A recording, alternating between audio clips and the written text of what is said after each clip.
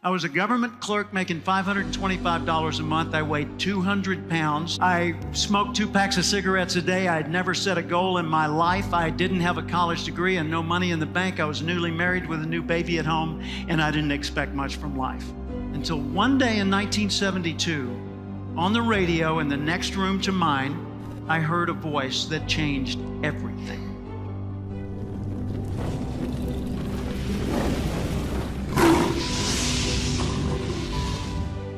Somewhere deep inside, you know what kind of person you were designed to be.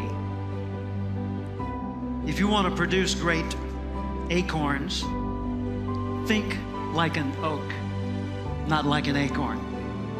Think like the person you intend to become. Ask yourself, how would the person I'd like to be do the things I'm about to do? The acorn has 3 parts. It's got a stem, a cap, and a seed. And the stem represents its connection to the past.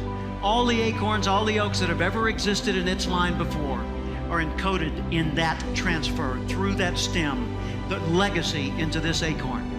The cap holds onto the seed until the seed's ready to grow on its own. So the cap represents your coaches, your mentors, your role models, your guides, your parents, your friends, your teachers. And when you're ready to grow on your own, the seed of that acorn holds not only your potential, but the potential of every future generation of acorns that will spring from that line. So let me ask a question. What kind of seed is in you? See, I believe part of our responsibility in life is to find out who we are, to discover ourselves. First off, we need to respect our nature. We need to realize we are part of a continuing chain that carries a legacy and a responsibility. And if that's the case, then we need to recognize that we were not biological coincidences. We were, I believe there's a creator, and I believe you were intentionally created for a myriad of purposes. There are many things we can do with our lives, and I think it's our job to find out what those things are and to do them as well as we possibly can so that we're passing along the right imprint for the next generation. And that's just simply my life philosophy. That's the way I look at it. So first, we need to respect our nature. Second, we need to know our nature. Take Aristotle's advice, know thyself, but know things about yourself that most people don't discover. For example, know how you're smart, not just how smart you are in comparison to others. In what ways are you smart? Know what you care about. What are the values that motivate your choices? Know what your personal velocity is, the intensity and drive with which you naturally operate. Know the background imprint, positive, neutral, or negative, that you carry with you and what effect it's had on you. Know your behavioral style, how you come across to other people. Know the patterns in your choices so that you're continually learning more and more about what it's like to be you so you can do an even better job of it. And then we need to apply our nature. We need to nurture our nature by expressing ourselves in the world. See, I never expected to be anything but ordinary. I was raised to be nice and ordinary. I expected I would grow up to be, my dad worked for the phone company. I figured I'd go to work for the phone company, maybe work in an office.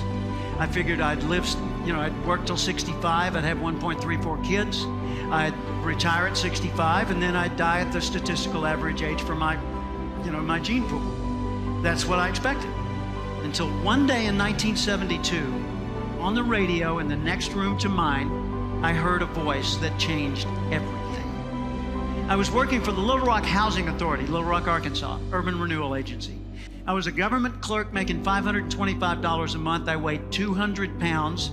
This is 148. I smoked 2 packs of cigarettes a day. I had never set a goal in my life. I didn't have a college degree and no money in the bank. I was newly married with a new baby at home, and I didn't expect much from life. And in the next room, I heard the voice of Earl Nightingale, known at the time as the Dean of Personal Motivation. He was on 900 radio stations around the world, and what he said that day will forever resonate with me.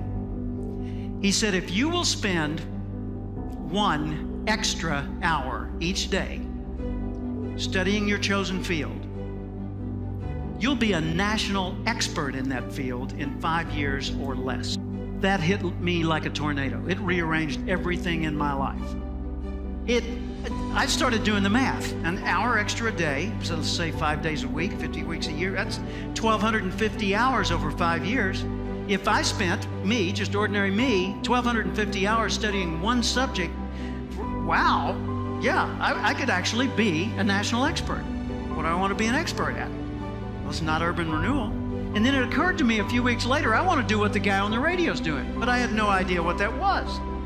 I just knew it felt right to get into the field of human development. And I thought, well, let's see, an hour a day, I'm a government clerk, I've got 8 hours a day. And then I started thinking about what he had said, and I took him seriously, an hour a day. I focused, well, I thought I was kind of behind the game, so I needed 2 hours and 3 and 4 and 5. So I overcompensated, and I became fanatical about the field of human development.